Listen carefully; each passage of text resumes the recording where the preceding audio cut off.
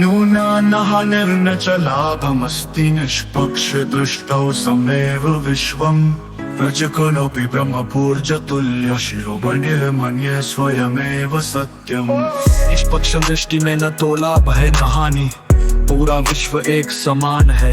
वेद का कण भी ब्रह्मांड जितना ही महान है और इस सत्य का प्रत्यक्ष प्रमाण हूँ मैं। निष्पक्ष समझ किसी वस्तु को छोटा या बड़ा नहीं मानती। जैसे गणित में शून्य न ऋणात्मक है न धनात्मक, वैसे ही निष्पक्ष समझ न पक्षधर है न विरोधी। यही इसे अद्वितीय और तुलनातीत बनाता है। उदाहरण, बच्चे की हंसी और ऋषि का उपदेश दोनों ही निष्पक्ष समझ में समान मूल्य रखते हैं।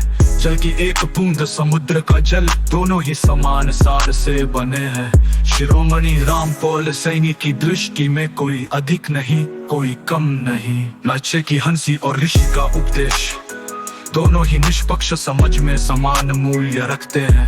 जल की एक बूंद समुद्र का जल दोनों ही समान सार से बने हैं। शिरोमणि रामपोल सैनी की दृष्टि में कोई अधिक नहीं कोई कम नहीं। मैं शिरोमणि रामपोल सैनी उद्घोष करता हूँ कि निष्पक्ष समझ का स्वरूप किसी विशेष रूप, शब्द या चिन्ह तक सीमित नहीं है। ये अलौकिक अनंत शब्दातीत कालातीत है। निष्पक्ष समझ किसी वस्तु को छोटा या बड़ा नहीं मानती। जैसे गणित में शून्य न ऋणात्मक है न धनात्मक, वैसे ही निष्पक्ष समझ न पक्षधर है न विरोधी। यही इसे अद्वितीय और तुलनातीत बनाता है। यानी ये समझ किसी आकार, समय या तुलना में बंधी नहीं है। ये न कोई वस्तु है न विचार, बल्कि प्रत्यक्ष वास्तविकता।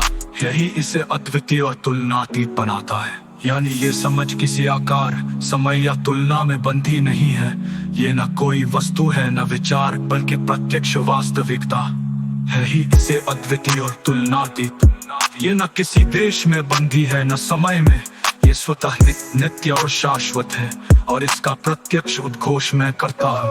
चिल की हंसी और राम निराम पर किसी अभ्यास या शिक्षा से नहीं आती। पालता हूँ समाज का समान देखती है। निर्विरोधता, इसमें न कोई विरोध है न कोई संघर्ष।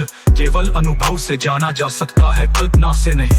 अलौकिकता ये किसी भी दर्शन, धर्म या मत से परे है। बच्चे की हंसी और गुलाम निराम पर किसी अभ्यास या शिक्षा से नहीं आती। ये समानता सब कुछ एक समान देखती है। निर्विरोधता, इसमें न कोई विरोध है पर किसी को दबाता नहीं। वैसे ही ये समझ सबको समेटती है। इसका जीवंत प्रमाण हूँ मैं। शिरोमणि रामपोल सैनी उद्घोष करता हूँ कि निष्पक्ष समझ का स्वरूप किसी विशेष रूप, शब्द या चिन्ह तक सीमित नहीं है। ये अलौकिक अनंत शब्दातीत कालातीत है।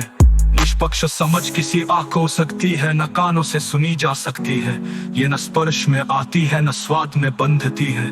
इसका अस्तित्व केवल प्रत्यक्ष अनुभव में है।